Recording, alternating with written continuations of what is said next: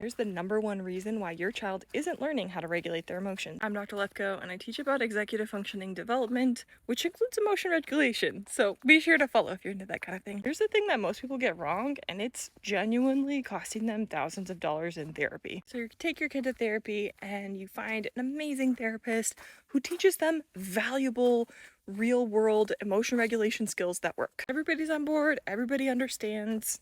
Thank you, therapist. But then comes the moment of truth. Trigger happens and your child starts to get in this really dysregulated state, and you try to jump in to remind them, hey, remember this tool we learned about in therapy? They just can't do it. They can't get there. You go back to the therapist and you say, hey, what else you got? This isn't working. The therapist might buckle down and say, we'll repeat it or review the thing, or maybe they give you some new tools that you try again and run into the same pattern. Here's what's really happening. Just like you would never try to teach your child to ride a bike during a hurricane, we shouldn't be practicing these emotion regulation skills for the first time when they're dysregulated. Fix is giving your brain a lot of repetition in a regulated state. When you do something over and over and over again to the point where it's automatic, that's when you're ready. If you were sleep deprived, spun around a million times, had something over your face covering it, you could still sing the happy birthday song. That's how well overlearned that song is. Use that as your marker for how much you're gonna overlearn these skills by practicing them every day with your child, and I promise it's gonna work a lot better. What are some of your favorite emotion regulation tools?